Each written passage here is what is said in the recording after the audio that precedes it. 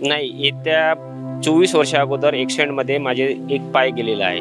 22 वर्षा अगोदर मी 60 रुपयामध्ये एम्पायर चालू केला। आज तिथे 14 ते 15 लोक काम करत असून त्यांच्या परिवाराचं उदरनिर्वाहापासून सर्व व्यवस्था इथे होत जाते। त्याच्यामध्ये माणसाने मी कधी जीवनामध्ये स्वतःला अपंग तो मानून न घेतलं। दिव्यांग लोकांची खूप दुर्दवस्था केली जाते या लोकांकडनं। म्हणजे काही म्हणजे प्रॉब्लेम कधी होऊ न देत, कधी सुट्टी पण लागली तेव्हा आम्ही मागतो त्यांना देऊन देतात सुट्टी। अनुभव म्हणजे आजपर्यंत तर कोणत्याच वस्तूमध्ये दिक्कत वगैरे नाही आली आहे, ना पेमेंटमध्ये ना कोणत्या कामामध्ये। आयुष्यात आपण अनेक व्यक्तींना भेटतो, आपण अनेक व्यक्तींची यशोगाथा देखील ऐकली असेल। कोणी डॉक्टर, कोणी इंजिनियर, कोणी पायलट, प्रत्येकाचा आपलाच एक संघर्ष असतो, आपलाच एक प्रवास असतो।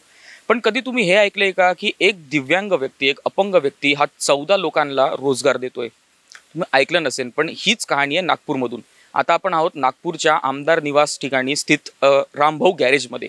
इकडचे जे गॅरेजचे जे मालक आहेत त्यांचं नाव आहे रामभाऊ घरजारे आणि ते एक अपंग व्यक्ती असून ते तब्बल 14 लोकांना रोजगार देत आहेत। त्यांची जीवन कहाणी काय आणि त्यांची यशोगाथा काय ती आज आपण देशोन्नतीच्या माध्यमातून जाणून घेणार आहोत।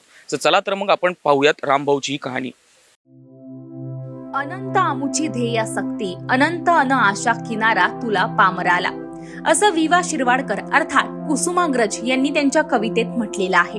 कवितेतील हे बोल प्रत्यक्ष जीवनात जगून आयुष्याची लढाई जिंकण्याचं काम नागपुरातील रामभाऊ घरजारे हे करतायत। अपंग असूनही 14 लोकांना त्यांनी उदरनिर्वाहाचं साधन उपलब्ध करून दिलेलं आहे। जिद्द, चिकाटी आणि सातत्य असेल तर जीवनात अशक्य असं काहीच नाही, हेच त्यांनी यावरून दाखवून दिलेलं आहे। प्रयत्नांची पराकाष्ठा मात्र यासाठी करावी लागते आणि यानंतर यश खेचून आणता येते, हे यावरून आपल्याला कळालं। नाही, येत्या 24 वर्षा अगोदर ॲक्सिडेंटमध्ये माझे एक पाय गेलेला आहे। त्याच्यानंतर मी एक वर्कशॉप चालू ठेवलं आणि माझ्यासोबत जे 15 लोकांची टीम आहे त्यांचं कंटिन्यू माझ्यासोबत जुळलेले आहे ते लोक।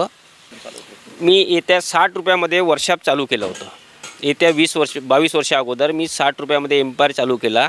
आज तिथे 14 ते 15 लोक काम करत असून त्यांच्या परिवाराचं उदरनिर्वाहापासून सर्व व्यवस्था इथे होत जाते। 2002 मध्ये मी आणि माझ्या मित्रासोबत हे दुर्घटना घडलेली होती। त्याच्यामध्ये मित्र मरण पावलेला होता आणि माझे दोन्ही पाय गेलेले होते।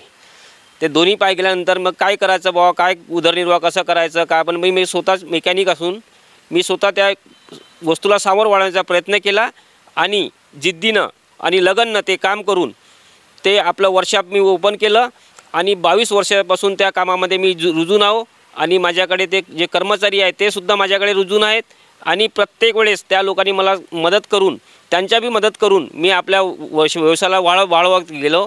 आज मी एक सिव्हिल लाईनमध्ये एक स्वतःचं वर्कशॉप उभा केलेला आहे आणि त्याच्यामध्ये जे मजदूर लोक करतात, जे बाकी लोक करतात, डेंटर असतात, पेंटर असतात, सर्वांचं ते एक व्याप घेऊन मी चालत आहो आणि त्याच्यामध्ये त्या लोकांच्या सहकार्य असल्यामुळे बी मी आपलं एक वैभव मोठं केलेलं आहे। वयाच्या 29व्या वर्षी रामभाऊ यांचा दुर्दैवी अपघात झाला होता, ज्यात त्यांनी एक पाय पूर्णपणे गमावला आणि दुसरा पाय 70% निकामी झाला।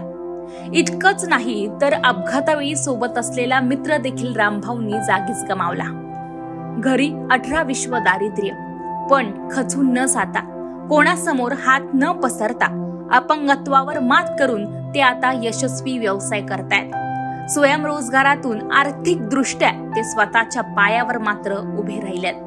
अपंगत्वाचं भांडवल न करता स्वावलंबी जीवन जगणाऱ्या या जिद्दी व्यक्तीचं नाव आहे रामभाऊ घरजारे।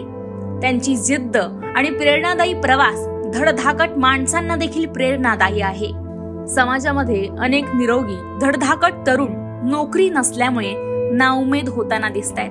त्याच्यामध्ये माणसाने मी कधी जीवनामध्ये स्वतःला अपंग तो मानून न घेतलं आणि जे लोक अपंग तो मानून घेतात त्याच्यामुळे ते लोक मग दुसऱ्यासमोर हात फैलवून शासनाकडनं कुठलीही मदत न करता, कुठली माग न करता मी आपला व्यवसाय चालू ठेवला आणि शासनाकडनं मला आजपर्यंत कुठलीही मदत मिळालेली नाही। शासनाने दिव्यांग लोकांबद्दल जे कामं करून राहिली त्याच्यामध्ये डेव्हलप व्हायला पाहिजे। अधिकारी लोक त्याच्यावर विचार करत नाही। आम्ही स्वतः गेल्यानंतर बी ते अधिकारी लोक आम्हाला हाकलून देतात। दिव्यांग लोकांची खूप दुर्दवस्था केली जाते या लोकांकडनं। त्यामुळे त्या शासनाची लोकांनी, या जनप्रतिनिधी लोकांनी त्याबद्दल, अधिकाऱ्याबद्दल त्याची कंप्लेंट आमची असते, त्यांच्यावर त्यांनी विचार केला पाहिजे आणि त्याच्याबद्दल त्या अधिकाऱ्यावर चौकशी करण्यात यावी असा मला एक प्रश्न आहे. अपंगत्वाचा बाऊ करत काही जण रडत बसतायत, पण ना उमेद न होता छोटा व्यवसाय करून स्वयंरोजगाराचं साधन निर्माण करता येऊ शकतं हे रामभाऊ यांनी सगळ्यांना दाखवून दिलं. कोणतीही गोष्ट अशक्य नाही. आत्मविश्वासाने काम केल्यावर कोणीही यशस्वी व्यावसायिक होऊ शकतो असा कानमंत्र जणू रामभाऊ यांनी दिव्यांग मित्रांना आणि समाजाला दिलेला आहे. कामानिमित्त पेमेंट वगैरे बरोबर टाईम टू टाईम देतात आम्हाला. म्हणजे काही म्हणजे प्रॉब्लेम कधी होऊ ना देत. कधी सुट्टी पण लागली तेव्हा आम्ही मागतो त्यांना, देऊन देतात सुट्टी. एक्स्ट्रा सुट्टी घेतली तेव्हा पण पेमेंट वगैरे काही काटत नाही आमच्यावाला. अनुभव म्हणजे आजपर्यंत तर कोणत्याच वस्तूमध्ये दिक्कत वगैरे नाही आली आहे, ना पेमेंटमध्ये, ना कोणत्या कामामध्ये, नाही रागवण्यामध्ये. सर्व कामामध्ये ठीकठाक आहे. ॲडव्हान्स वगैरे लागला तर एका शब्दावर ॲडव्हान्स मिळून जाते. जसं 20,000 30,000 जे बी लागले, आपण आज रात्री सांगितलं तर उद्या सकाळपर्यंत आपल्याला मिळून जाईल. जसं की आपण पाहिलं, ही होती रामभाऊ यांची यशोगाथा. आणि आपण जसं पाहिलं की आपण समाजामध्ये वावरत असताना, फिरत असताना आपण अनेक दिव्यांग आणि अपंग व्यक्तींसोबत आपला संबंध पडतो, आपली बोलणं चालणं होतं. आपण पाहिलं असेल किती वेळा सिग्नलवरती काही अपंग व्यक्ती असतात, दिव्यांग व्यक्ती असतात, आपल्याला ते भीक मागताना दिसतात, कोणी शासनाकडे काही मागणी करताना दिसतात, कोणी कुठेतरी आपलं मनोबल खचवून की आम्ही अपंग आहे, का आम्ही दिव्यांग आहे, आम्ही याच्या पुढे काही करू नाही शकत, आता तर आमचं पूर्ण मनोबल खचलेलं आहे, अशा प्रकारची उत्तरे किंवा अशा प्रकारची प्रतिक्रिया आपण त्यांच्याकडून जाणून घेतो. पण त्याच ठिकाणी तशाच समाजात वावरत असताना एक रामभाऊ असे एक उदाहरण आहे, ज्यांनी आपल्या अपंगत्वावरती मात करत, आपल्या अडचणीच्या परिस्थितीवरती मात करत, स्वतःचं मनोबल न खचवत तब्बल 22 वर्षापासून यशस्वीरित्या इकडे एक गॅरेज त्यांनी स्वतःचं चालू केलंय. आणि जसं की आपण इकडच्या गॅरेजमध्ये काम करणाऱ्या लोकांची प्रतिक्रिया ऐकलीत, काही लोक तर 20 वर्षापासून इथे काम करतायत, पण रामभाऊकडून कधीच कोणत्याही गोष्टीची अडचण त्यांना झालेली नाही. हा समाजासाठी एक उदाहरणच आहे असं आपण म्हणायला हरकत नाही. अशा स्टोरीज बघण्यासाठी देशोन्नतीला सबस्क्राईब करा. कॅमेरामॅन सम्राट गोटेकर सोबत धवल गोलप, देशोन्नती, नागपूर.